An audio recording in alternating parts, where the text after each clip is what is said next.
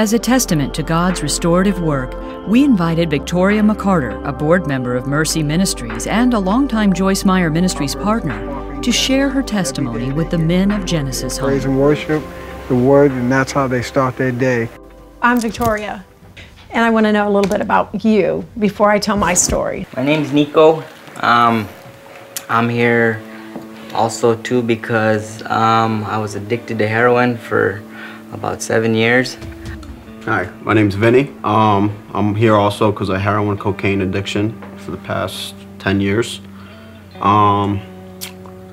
What brought me here was I needed something different. My name's Warren. I go by Shaban. I'm mainly addicted to meth, but heroin and alcohol has been a part of my life. I lived a very violent life, and I was in jail facing some charges, and after they got dropped, 2 days after that, I had a failed suicide attempt. My name's EJ. I just graduated. I got here 6 months ago. I'm a father of 5. I was addicted to drugs and alcohol also, but coming here I found out that really I was addicted to myself. I really was self-centered. My name is Curtis. I struggled with drugs and alcohol all my life. My dad introduced me to cocaine when I was 15 years old. I am so encouraged when I come to a place like this. Okay, I can do this. I've been married to the same man, awesome and amazing man, for 26 years, and we had 3 children, and we raised them in a Christian home. My oldest is Amber. When she was 21 years old, she got introduced to heroin through a drug dealer at work, and she 6 months later gave me a call and said, "Mom, I need help." And she was at the police station. She came back home, and this is after she had been living, on the streets and with a guy for 6 months and using heroin. We got her started on an application process to Mercy Ministries, which is like the Genesis Men's Home, only for girls. And I said, "Amber, you cannot get victory in this area just by not using the drug. You have got to renew your relationship with Jesus Christ, and you have got to have Him help." The good news is that she rededicated her heart to the Lord, and we were so very hopeful. She decided to go out one more time and use heroin, and she took an overdose.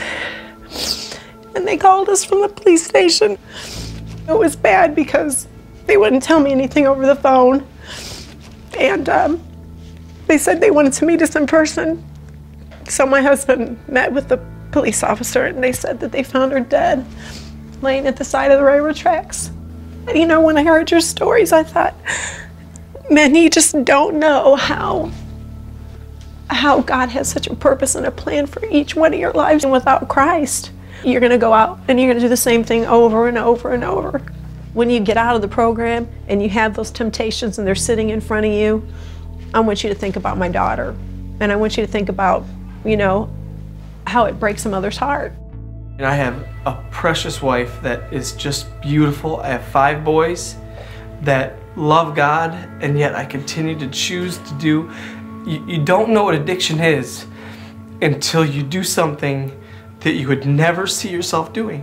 How could you drive a car completely stoned out of your mind with 5 beautiful boys in the backseat and lie and cheat and steal? I had everything, and I could not stop.